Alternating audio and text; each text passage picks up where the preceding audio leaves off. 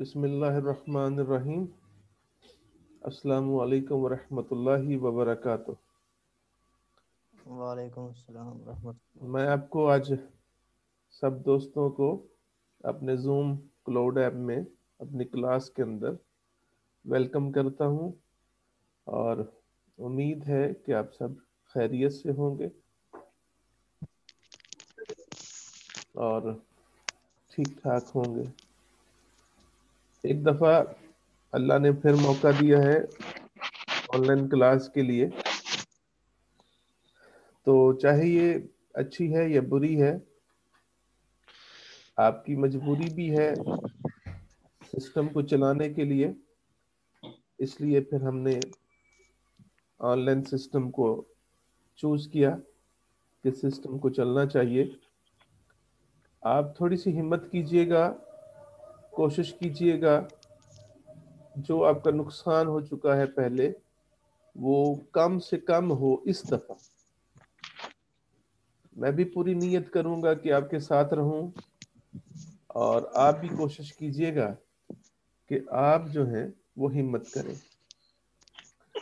ये मेरे जो ज़ुम्मे आपका सिलेबस आया है वो सेट थ्योरी है और मेरी इस सेट थ्योरी में जो 75% सिलेबस है वो मेरा आज का टॉपिक है इक्विवेलेंट सेट्स।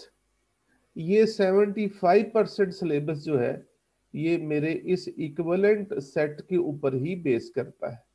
ये वाला इसी पे आपने बेस करना है। तो मैं ये समझता हूं कि ये जो टर्म आज हम पढ़ेंगे ये आपके लिए नई नहीं है, ये आप पहले भी किसी न किसी लेवल पे अपनी क्लास के अंदर पढ़ चुके हैं कि दो सेट इक्विवेलेंट कब होते हैं। यहां नीचे डेफिनेशन मौजूद है और इक्विवेलेंट के लिए पैरेलल जो टर्म यूज हुई है वो इक्विपोटेंट भी है। आप ये भी याद रखिएगा, अगर कहीं पे इक्विवेलेंट की बजाय इक्विपोटेंट लिखा हो तो इसका मतलब एक ही है। ये बड़ा सादा सी जुबान में ब्रैकेट के अंदर उसने लिख दिया है कि जनाब इक्विवेलेंट का मतलब है वन वन और ऑन टू। तो अब आपको फौरन ये चीज याद आ जानी चाहिए कि ये वन वन और ऑन टू तो फंक्शंस के अंदर होता है। तो यहां क्या कर रहा है, तो यहां पे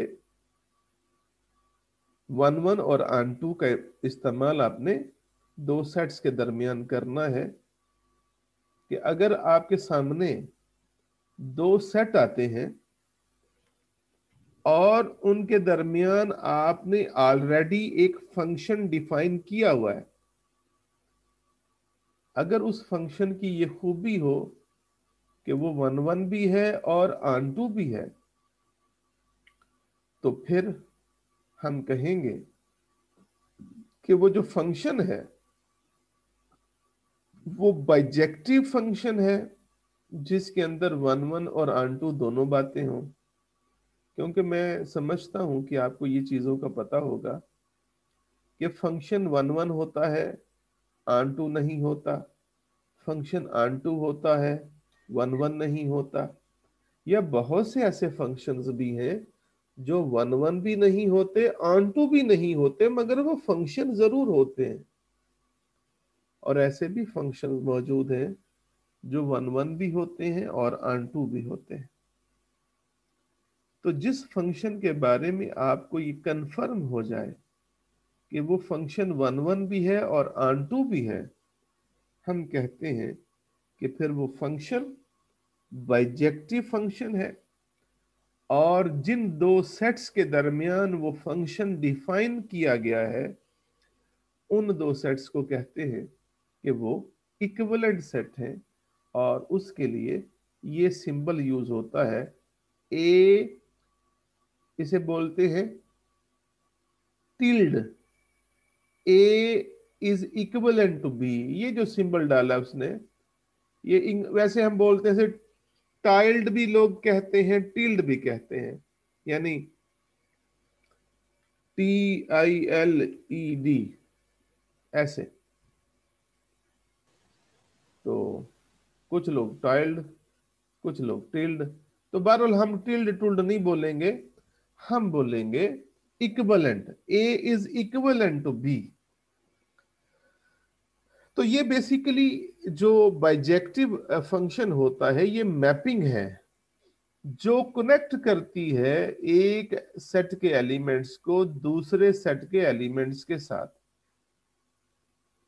तो फिर हम कहते हैं कि जनाब ये जो है ये इक्विवेलेंट है। मैं आपको एक छोटी सी बात बताता चलूं। देखें, अगर तो आपके पास जो दो सेट हैं वो दोनों सेट फाइनाइट हैं, यानी आपके पास एक सेट ए है, आपके पास एक सेट बी है। आपने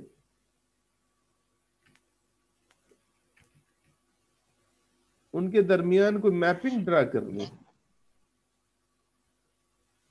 आपने एक मैपिंग ड्रा करनी है उनके दरमियान, और उस मैपिंग का नाम हम रख देते हैं एफ।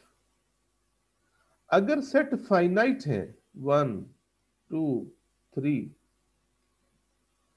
और दूसरे सेट के अंदर भी फाइनाइट एलिमेंट्स हैं ए बी सी, तो अगर दोनों सेट की तादाद सेम होगी, दोनों सेट के अंदर मेंबर्स एलिमेंट की तादाद सेम होगी, तो फिर आप उनके दरमियान 1 1 और ऑन टू की मैपिंग साबित कर सकते हैं या ड्रा कर सकते हैं। अगर दो सेट्स फाइनाइट हैं मगर उनमें एलिमेंट की तादाद डिफरेंट है, तो वो कभी भी उनके दरमियान 1 1 और ऑन टू की मैपिंग डिफाइन नहीं की जा सकती।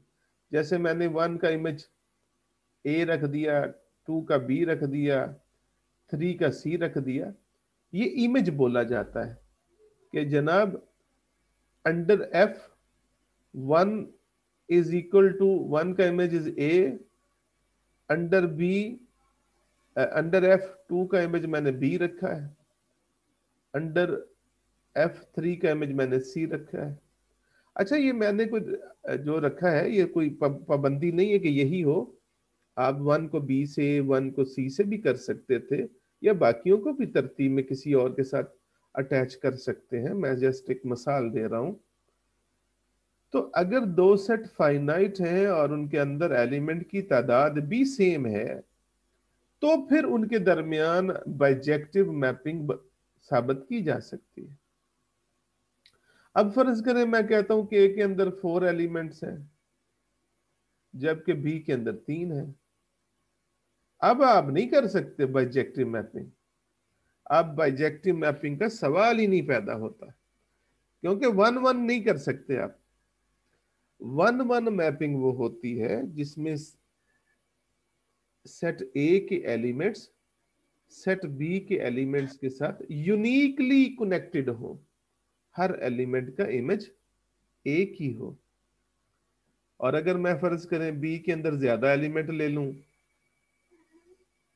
एक डी है एक और ई ले लूं, तो आप कह रहे जी मैंने 4 को ई से जोड़ दिया। अगर 4 को ई से जोड़ेंगे तो फिर डी जो है वो मिस हो जाएगा, और जिसकी वजह से ऑन टू की प्रॉपर्टी पे असर पड़ेगा। तो फाइनाइट सेट के लिए ये तो सख्ती से बात आपको देखनी पड़ेगी कि अगर एलिमेंट की तादाद दोनों के अंदर सेम है तो फिर उनके दरमियान 1 1 और ऑन टू के बारे में आप बता सकते हैं, 1 1 एंड ऑन टू, वरना नहीं। तो इनफाइनाइट सेट के बारे में जो मामला है लिटरेचर के अंदर वो थोड़ा सा डिफरेंट है, वो फिर हम इंशाल्लाह वो डिटेल से चेक करेंगे।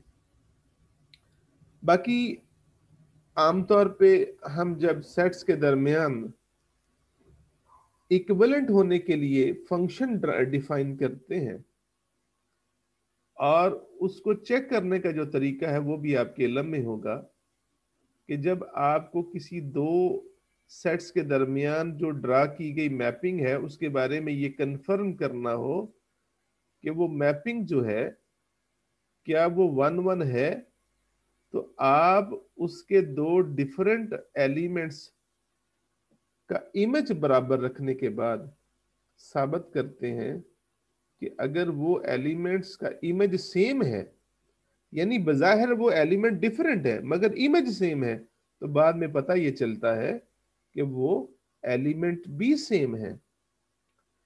तो ये होती है वन वन साबित करने का ये तरीका कि किस तरीके से आपने दो यानी फंक्शन को आपने वन वन साबित करना है कि आप बज़ाहिर दो डिस्टिंक्ट एलिमेंट के इमेजेस को बराबर रखते हैं और अपने उसी क्राइटेरिया के अंदर से गुजरते हुए जब आप पहुंचते हैं एंड पे, तो आपको पता चलता है कि वो जो दो एलिमेंट आपने दावा किया था कि वो इक्वल नहीं है, जिनके इमेजेस बराबर हैं वो खुद इक्वल नहीं है, बाद में पता चले कि वो भी इक्वल हैं, तो ये वन वन होने की दलील है।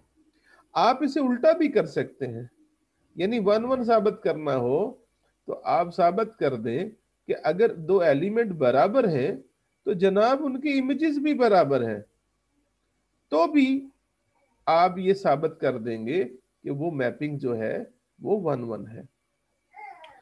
और ऑन टू थोड़ा सा बड़ा ही आसान तरीका होता है, वो हम सिचुएशन को देख के अल्फाज के अंदर लिख देते हैं कि क्या आपकी जो मैपिंग है वो ऑन टू है कि नहीं है। तो जब हम सवाल करेंगे तो उसमें आपको इस चीज का भी पता चल जाएगा। और एक बड़ी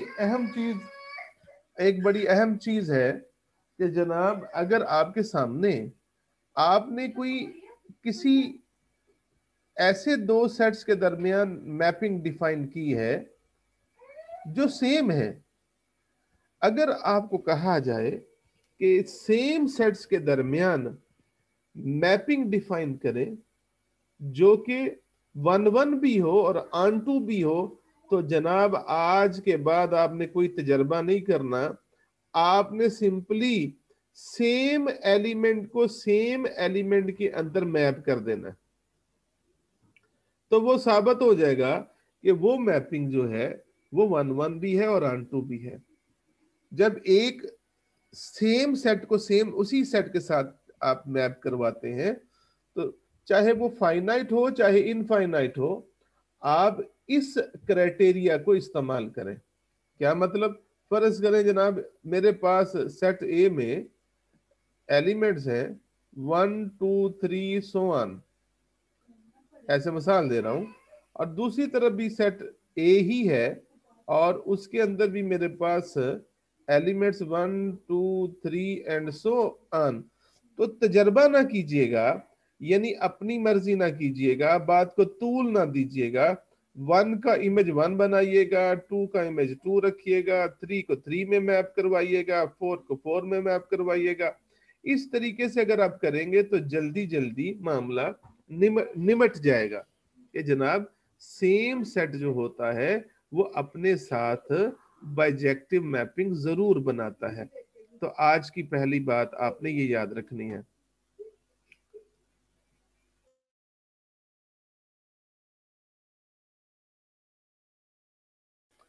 इसके बाद आगे चलता हूं, यानी आज के बाद आपने ये पल्ले बांध लेना है कि सेट चाहे फाइनाइट हो चाहे इनफाइनाइट हो, वो अपने साथ जरूर इक्विवेलेंट होता है।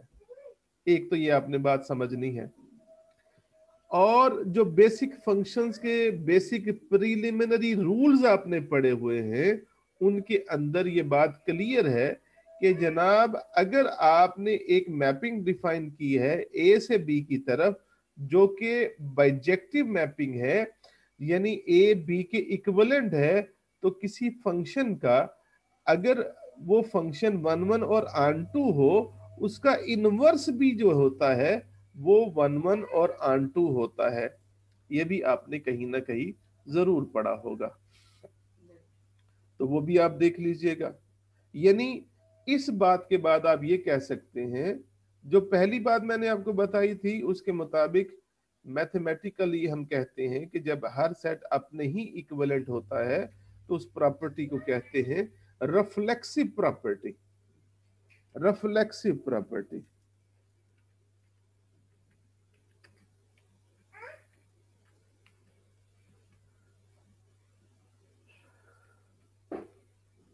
और ये जो मैंने अभी दूसरी बताई है इसे कहते हैं सिमेट्रिक प्रॉपर्टी।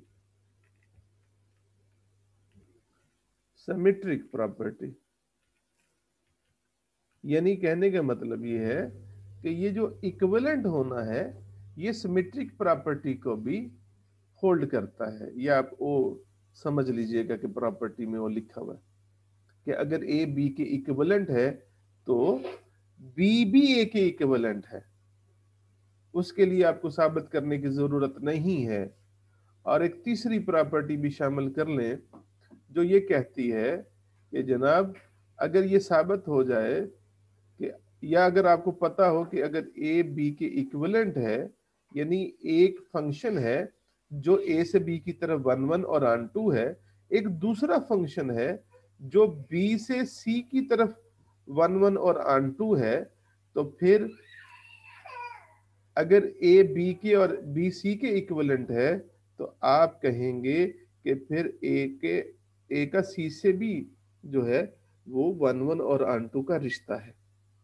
अगर मैं पहले के लिए एफ फंक्शन इस्तेमाल करूं, दूसरे के लिए जी फंक्शन इस्तेमाल करूं, तो तीसरे के लिए जो फंक्शन इस्तेमाल किया जाएगा उसे बोलते हैं जनाब जी डॉट एफ। कि ये वो फंक्शन होगा जो ए और सी के दरमियान 1 1 और ऑन 2 की मैपिंग साबित करेगा। जब हम कहीं एप्लीकेशंस में बात करेंगे और वहां कहीं लिखा होगा ए बी के इक्विवेलेंट है, बी सी के इक्विवेलेंट है, तो फिर हम वहां पे फौरन कहेंगे कि ए बी सी के इक्विवेलेंट है। और इस प्रॉपर्टी को कहते हैं ट्रांजिटिव प्रॉपर्टी। Transitive property. ये बातें आपने जरूर पहले कभी पढ़ी होंगी। खैर इन चीजों को हम फिर तफसील से देखेंगे। मैं हल्का फुल्का आपको बता रहा हूँ इन चीजों के बारे में। तो आइए मैं आपको नोट्सों की तरफ लेके चलता हूँ।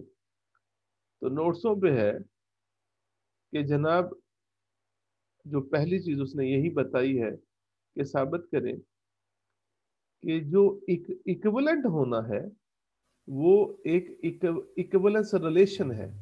आपने जरूर ग्रुप थ्योरी के अंदर ये पढ़ा होगा कि इक्विवेलेंस रिलेशन कौन सा होता है।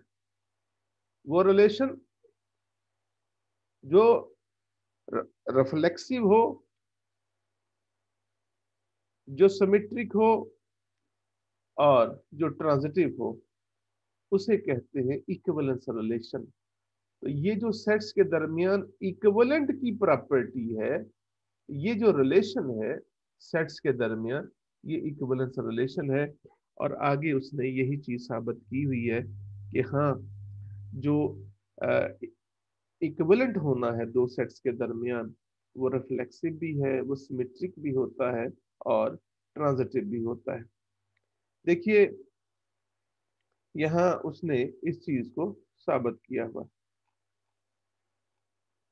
मैं अगर आप इसे पढ़ेंगे खुद से तो मुझे ज्यादा खुशी होगी क्योंकि यहाँ बड़ी ही बातें बच्चों वाली लिखी हुई हैं।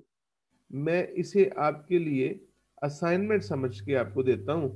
आप इस थ्योरम को पढ़िएगा और इसकी सारी प्रॉपर्टीज के ऊपर गौर कीजिएगा। इंतहाई आसान और बच्चों वाली बातें हैं, आपने ट्राई कर ली। मैं कुछ और बातें करना चाहता हूँ, मैं कुछ आसान बातें करना चाहता हूँ ताकि आपको समझ आए। अभी और भी बातें करूंगा। एक काम कीजिएगा, सारे दोस्त जो है ना वो जाके ना चैट बॉक्स के अंदर अपना नाम और अपना रोल नंबर जरा मुझे सेंड कर दें ताकि आपकी अटेंडेंस हो जाए। सारे दोस्त चैट बॉक्स के अंदर जाएं और अपना रोल नंबर और अपना नाम लिख दें, मेहरबानी।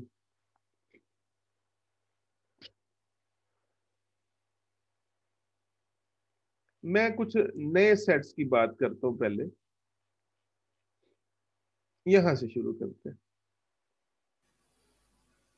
ये जो मैंने नोट्स आपको शेयर किए हैं, आप बेशक इसका प्रिंट आउट निकलवा लीजिएगा, आपको फायदा फायदा रहेगा। अगर ना प्रिंट आउट निकाले तो आपके पास पीडीएफ फाइल तो होनी चाहिए। ये एक एग्जांपल है जिसमें आपने साबित करना है कि जो एक तरफ नेचुरल नंबर्स होते हैं वो इवन नंबर के इक्विवेलेंट होते हैं।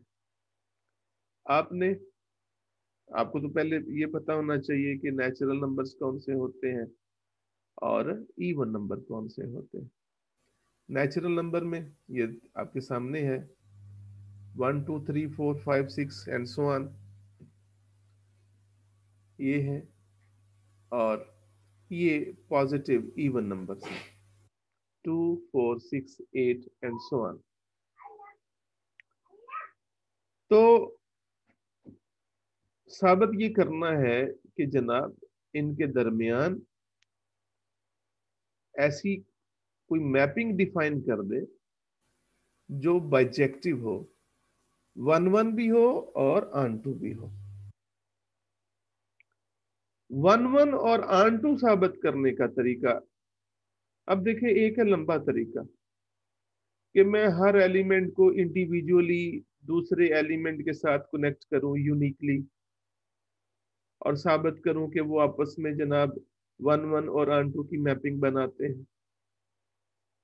कोई ऐसा जनरल अंदाज होना चाहिए, क्योंकि ये दोनों सेट इनफाइनाइट सेट है। मैं अकेले अकेले नंबर को जब असाइन करूंगा वैल्यू, यानी एन से एक नंबर लूंगा और ई में वो असाइन करूंगा इंडिविजुअली न्यूमेरिकली, तो वो मेरे लिए बड़ा ही एक टाइम टेकन और लंबा अमल होगा। तो एक तरफ नेचुरल नंबर्स है और एक तरफ है real number, even number, positive even numbers चलते जा रहे हैं 1 2 3 सो ऑन। और मुकाबले में है मेरे पास 2 4 6 एंड सो ऑन। ये सेट जो है वो नेचुरल नंबर्स का है और ये जो है इवन नंबर्स है। तो इनके दरमियान आपने फंक्शन डिफाइन करना है, ऐसा फंक्शन हो जो तमाम एलिमेंट को यूनिकली कनेक्ट करता हो। तो एक तरफ नेचुरल नंबर्स हैं, एक तरफ इवन नंबर्स हैं, तो आप क्या करोगे? जनरल अंदाज में बात कीजिएगा। आप ना एक नेचुरल नंबर से एन लें कि एन जो है वो एक जनरल नुमाइंदगी करता है, रिप्रेजेंट करता है नेचुरल नंबर्स को। और जो मेरे पास इवन नंबर्स है पॉजिटिव, उसकी जो जनरल रिप्रेजेंटेशन है वो ये वाली है। आप कह दें कि जनाब मैंने एन को कनेक्ट कर दिया है, एसोसिएट कर दिया है 2n के साथ, तो हर नंबर ही कनेक्ट हो जाएगा। यानी इसका मतलब होगा कि मैंने 1 का इमेज 2 लिया है, 2 का 4 लिया है, 3 का 6 लिया है एंड सो ऑन। तो ये एक जनरल सा अंदाज है जो आपकी सारी गुत्थियों को खोल देगा। जितने भी आपके प्रॉब्लम्स हैं उनका ये हल है इस क्वेश्चन के अंदर। तो कैसे चेक करते हैं 1 1 और ऑन टू, मैं यहां आपको चेक करके दिखाता हूं। आप देखिए, उसने दो नेचुरल नंबर लिए, ये मैपिंग डिफाइन की है, आपको नजर आएगी। ये आपके सामने है। उसने कहा जी मैंने हर नेचुरल नंबर के लिए ये मैपिंग डिफाइन कर ली है, जो कि अब कोई भी एलिमेंट एन से आपको आके गिला नहीं करेगा कि मेरी तो किसी के साथ आपने पेयरिंग की नहीं है। इस जनरल व्यू से आपको हर नंबर की पेयरिंग का या हर एलिमेंट की इमेज का पता चल जाएगा। तो ये है तरीका 1 1 साबित करने का। कि आइए मैं लेट कर लूं कि मैंने दो डिफरेंट एन की वैल्यूज ली हैं और दावा किया है कि उनकी इमेजेस सेम है। देखिए 1-1 मैपिंग के अंदर दो डिफरेंट एलिमेंट के इमेजेस कभी भी सेम नहीं होते। अगर दो डिफरेंट एलिमेंट के इमेजेस आपने सेम रखे हैं तो बाद में देखिएगा रिजल्ट क्या आता है। एफ एक्स का आंसर 2x आ गया, एफ वाई का आंसर 2y आ गया, क्योंकि आपने मैपिंग डिफाइन की है ये वाली, जिसमें आपने n को 2n के साथ एसोसिएट किया है। तो x का 2x, y का 2y। तो फिर जब 2 को 2 से कैंसिल कर देंगे तो आपका आंसर आ जाएगा x is equal to y। तो दावा था कि वो एलिमेंट जो है वो n से हैं और उनकी इमेजेस सेम है, तो बाद में पता चला कि वो एलिमेंट भी सेम है। यही क्राइटेरिया है फंक्शंस का 1-1 साबित करने का, कि n और e प्लस के दरमियान 1-1 की मैपिंग एग्जिस्ट करती है। अब दूसरा हिस्सा ये है कि क्या e का भी हर मेंबर n के साथ कनेक्टेड है? हाँ, e का हर मेंबर कैसा है? 2n जैसा।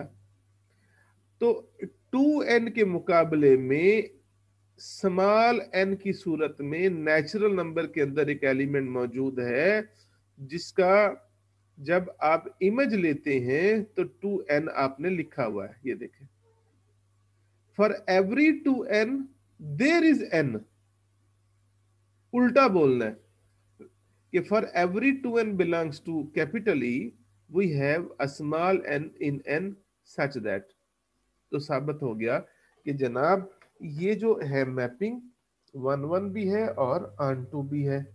तो जब 1-1 और ऑन-टू साबित हो गई तो अब आप कहेंगे कि n is equivalent to set of even numbers. यहां आप असाइनमेंट ले लें और आपने खुद ही साबित करना है कि n जो है वो सेट ऑफ ऑड नंबर्स के साथ भी इक्विवेलेंट होता है। ऑड नंबर समझते हैं ना, ये इवन नंबर है 2, 4, 6। तो ऑड नंबर होते हैं 1, 3, 5। और अगर कोई आपसे कहे कि ऑड नंबर्स की जनरल रिप्रेजेंटेशन बताइए, तो वो होती है 2n-1, क्योंकि नेचुरल नंबर 0 से शुरू नहीं होते। नेचुरल नंबर 1 से शुरू होते हैं, इसलिए आपने ऑड की नुमाइंदगी 1 से शुरू करनी है, तो फिर ऑड ऐसे नंबर होने चाहिए। अगर आपके पास 0 की फैसिलिटी हो तो फिर ऑड नंबरों को आप ऐसे लिख सकते हैं, क्योंकि फिर मैं जब यहाँ 0 लगाऊंगा तो 1 आएगा, 1 लगाऊंगा तो 3 आएगा। तो जब मेरे पास फैसिलिटी नहीं है 0 की, क्योंकि नेचुरल नंबरों में 0 नहीं होता, तो फिर उस सूरत में ऑड नंबरों की जो रिप्रेजेंटेशन है वो 2n-1 से होगी। तो आप यहाँ पे जनाब 1 लगाएंगे तो 1 आएगा, 2 लगाएंगे तो 3 आएगा। तो जब आपसे यही क्वेश्चन नंबर 4 जो है इस तरफ कहा जाए कि साबित करें कि जो नेचुरल नंबर्स हैं वो ऑड नंबर्स के साथ भी इक्विवेलेंट होते हैं, तो फिर आपने ये 2n-1 वाली मैपिंग डिफाइन करनी है। क्या मतलब? फिर आपने कहना है कि जनाब we have a function f at which the image of n is 2n-1। और इन्हीं लाइनों के ऊपर जब आप चलेंगे तो इंशाल्लाह ताला आप साबित कर देंगे कि the natural numbers also is equivalent to odd numbers. तो हो सकता है ये नोट्सों के अंदर मौजूद हो, ना भी मौजूद हो तो आप प्लीज इसको नोट कर लें, इस बात को समझ लें कि ये इक्विवेलेंट होता है। आगे चलते हैं। मैं इंटरवल्स को बाद में देखता हूं, मैं कुछ चीजें और पहले आपको बताऊंगा। इंटरवल्स को बाद में देखते हैं।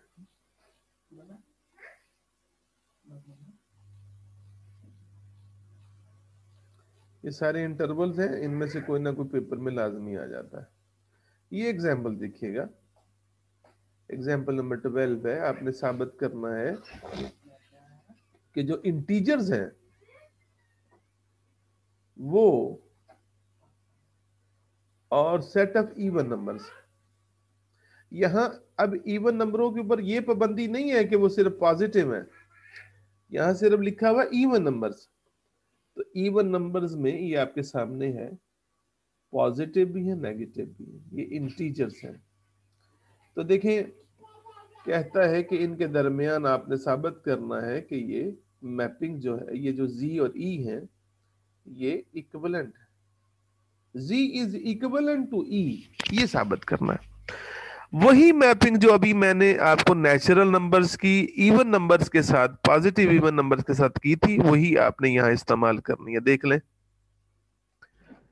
कि आपने जी को जब ई के साथ कनेक्ट किया है, इस फंक्शन के साथ कनेक्ट किया है, देख लें वही अमल है। F X F Y, two X two Y, X Y के बराबर आ गया। तो पता चला कि जी इंटीजर्स और ई जो इवन नंबर्स हैं, इनके दरमियान वन वन की मैपिंग है। और आन टू के लिए देख लें, for every two N belongs to E there exist N belongs to G such that, लिहाजा वो एफ जो है वो आन टू है, और जो वन वन और आन टू की मैपिंग है वो एग्जिस्ट करती है। साबित हो जाएगा कि जनाब ये वन वन और आन टू। आगे चलते हैं। ये ना दो बड़े ही मशहूर और मारूफ जो हैं फंक्शंस हैं कि जनाब साबित करें कि जो रियल नंबर्स हैं एक तरफ, और ये देखिए इनफाइनाइट सेट्स हैं। यहाँ पे कोई डिबेट नहीं है कि जनाब आर ही के अंदर से आर का सबसेट लेके उसके साथ ही आप इक्विवेलेंट साबित कर रहे हैं, क्योंकि यहाँ पे ये दावा है कि ये दोनों सेट इनफाइनाइट हैं, इसलिए यहाँ पे हम ऐसी बातें कर सकते हैं। आर खुद भी इनफाइनाइट है, और आर प्लस जो है ये उसी का एक सबसेट है, ये भी जो है इनफाइनाइट है। इसलिए आप यहाँ पे दो इनफाइनाइट सेट्स के दरमियान बाइजेक्टिव मैपिंग की बातें कर सकते हैं। अगर आपने यहां तक कोई बात पूछनी है तो बेशक पूछ ले जी, मैं आगे जाऊंगा। ये छोटे छोटे दो थ्योरम्स हैं एग्जाम्पल्स के तौर पे। एग्जाम्पल नंबर 13 है कि साबित करें आर रियल नंबर एक तरफ और आर पॉजिटिव, जितने भी पॉजिटिव रियल नंबर्स हैं इनके दरमियान वन वन की मैपिंग है। आपने किसी तरीके से एक ऐसा फंक्शन डिफाइन करना है आर के दरमियान और आर प्लस के दरमियान, जो इन दोनों के एलिमेंट्स को कनेक्ट करता हो और इस तरह कनेक्ट करता हो कि वन वन और आन टू की मैपिंग साबित हो सके। आपने कभी इस एक्सपोनेंशियल फंक्शन पे गौर किया? इस एक्सपोनेंशियल फंक्शन पे गौर कीजिएगा। इस एक्सपोनेंशियल फंक्शन की वैल्यू कभी भी जीरो नहीं होती, कभी जीरो नहीं होती। और इस एक्सपोनेंशियल फंक्शन की वैल्यू कभी जीरो से छोटी भी नहीं होती। यानी ये एक ऐसा फंक्शन है जिसमें आप चाहे x की वैल्यू नेगेटिव पुट करें, पॉजिटिव पुट करें, जीरो पुट करें, रियल नंबर कोई भी पुट कर दें, इसका आंसर कभी भी नेगेटिव नहीं आता। क्योंकि हमें यहां वन वन और आन टू साबित करने के लिए हमें एक ऐसे फंक्शन की जरूरत है, क्योंकि देखिए मेरे पास यहाँ सारे रियल नंबर्स हैं और यहाँ सिर्फ पॉजिटिव रियल नंबर्स हैं। तो आप किस तरीके से नेगेटिव पॉजिटिव रियल नंबर्स को जस्ट पॉजिटिव नंबर्स के रियल नंबर्स के साथ जोड़ सकते हैं? तो वो ये फंक्शन हमारी यहाँ मदद करता है। वाई, ये जो ई एक्स एक्सपोनेंशियल फंक्शन है, ये हमारी मदद करता है रियल नंबर्स और पॉजिटिव रियल नंबर्स को कनेक्ट करने के लिए। तो आइए आपके सामने मैं रखता हूं, मेरा आखिरी मिनट है यहाँ क्लास में, तो कोई बात नहीं, आगे चलते हैं।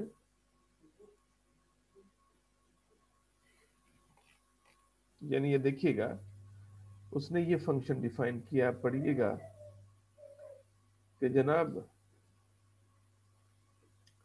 ये फंक्शन है ई एक्स, और वही दो एलिमेंट लिए, उनकी इमेजेस को बराबर रखा, वो एलिमेंट्स के इमेजेस ये आए, और उसके बाद फिर आपने डायरेक्ट भी किया जा सकता था, यानी यहां से आप यहां आ जाते कि एक्स वाई के बराबर है, ये दरमियान वाला अमल ना भी करे, कोई मसला नहीं।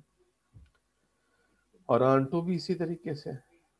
आंटू के ऊपर मैं इंशाल्लाह कल आपको तरतीब से बताऊंगा, थोड़ी सी यहाँ पॉइंट है, क्योंकि बस क्लास बिल्कुल ख़त्म होने लगी है, तो मैं यहीं से आपको कल बताऊंगा। आपने थोड़ा सा आज ये पढ़ना है कि जनाब ये वन वन और आंटू क्या होता है, इक्विवेलेंट सेट्स क्या होते हैं, और उनकी प्रॉपर्टीज के बारे में। बाकी कोई खैर खबर हुई तो आप कल पूछ लीजिएगा, क्योंकि अब क्लास वैसे ही बंद हो जाएगी, ख़त्म हो जाएगी। शुक्रिया। अस्सलाम वालेकुम।